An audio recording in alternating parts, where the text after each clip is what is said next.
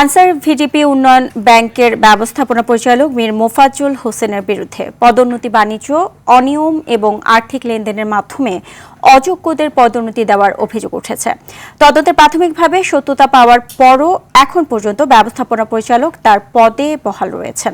এতে ক্ষোভ প্রকাশ করেছেন ভুক্তভোগী কর্মকর্তারা। তারা বলছেন, নিরপেক্ষ তদন্তের মাধ্যমে দায়ীদের বিরুদ্ধে দ্রুত ব্যবস্থা নেওয়া প্রয়োজন।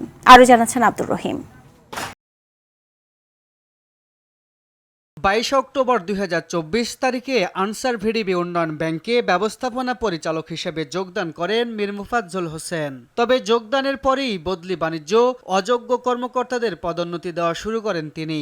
এরই প্রেক্ষিতে গেল 9 আগস্ট 2025 সালে বাংলাদেশ আনসার ভিডিপি ব্যাংকের ব্যবস্থাপনা পরিচালকের বিরুদ্ধে পদোন্নতিতে ঘুষ বাণিজ্যের অভিযোগে প্রেস ক্লাবের সামনে প্রায় 400 জন পদবঞ্চিত কর্মকর্তা ও কর্মচারী মানববন্ধন করেন।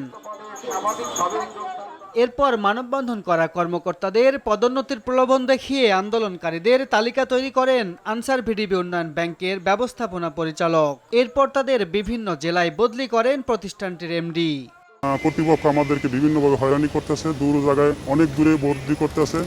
বছরে আমার 2-3 বার বদলি করা হয়েছে। অন্যায়ের প্রতিবাদ করার জন্য গত 9/8/2025 তারিখে প্রেস ক্লাবের সামনে কথা বলতে গিয়েছিলাম।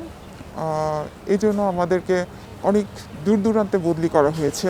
এছাড়াও নাম পরিচয় দিতে অনিচ্ছুক ব্যাংক কর্মকর্তারা জানান, এসপিও থেকে এজিএম বা পিও থেকে এসপিওতে পদোন্নতির জন্য ঘুষ বাণিজ্যে জড়িত ব্যাংকটির এই কর্মকর্তা। উনি টাকার বিনিময়ে তাদেরকে পদোন্নতি দিয়েছে এবং যারা ভালো প্রথম দিকে যারা পাওয়ার যোগ্য তাদেরকে উনি বঞ্চিত করেছে। আমাদের দাবি ছিল যে আমরা জানি যোগ্য হিসাবে, সিনিয়রিটি হিসাবে আমাদের পদোন্নতি দেওয়া হয়। এসব অভিযোগের প্রেক্ষিতে অর্থ মন্ত্রণালয়ের আর্থিক প্রতিষ্ঠান বিভাগের অতিরিক্ত সচিবের নেতৃত্বে 3 সদস্যের একটি তদন্ত কমিটি গঠন করা হয়। এমনকি 17 ডিসেম্বর 2025 তারিখে ব্যাংকটির পদোন্নতির বিষয়ে অনিয়মের অভিযোগের সত্যতা পায় আর্থিক বিভাগ। এরপর তার বিরুদ্ধে বিভাগীয় মামলা চালুর সিদ্ধান্ত নেয় আর্থিক বিভাগ। এর ঠিক একদিন পরে 18 ডিসেম্বর 2025 সালে যোগ্য কর্মকর্তাদের পদবঞ্চিত কর্মকর্তাদেরকে পদোন্নতি প্রদানের আদেশ দেন অর্থ মন্ত্রণালয়। তাতেও নেই অগ্রগতি। তবে এ বিষয়ে তিনি কিছুই জানেন না বলে দাবি করেন। ওইটা যদি সিদ্ধান্ত হয়ে চিঠি আসবে, তো কখনো চিঠি আমার কাছে আসবে, আসবে তখন আমরা কথা বলি ওর সাথে।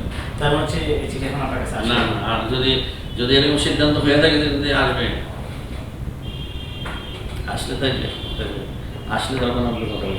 বিশেষজ্ঞদের মতে সঠিক সময়ে বিচার না হলে বিচারের প্রয়োজনীয়তা থাকে না। এছাড়া বিশেষায়িত ব্যাংকগুলোতে সুশাসন ফেরানো না গেলে এসব ব্যাংক কোনো কাজেই আসবে না। কেন্দ্রীয়ভাবে যেটা হোক বা মাঠ পর্যায়ে যে কোনো পর্যায়ে যদি হয়, এটার দায় কিন্তু ব্যাংকের শীর্ষ কর্মকর্তা হিসেবে ম্যানেজিং ডাইরেক্টর, যেহেতু তার এখতিয়ারভুক্ত, তিনি এড়াতে পারেন না।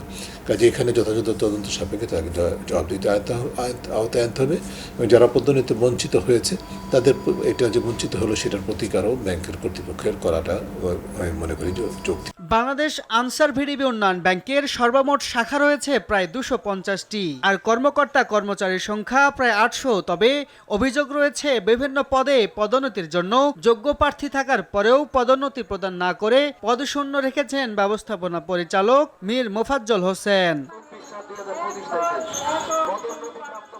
আব্দুর রহিম, RTV, ঢাকা।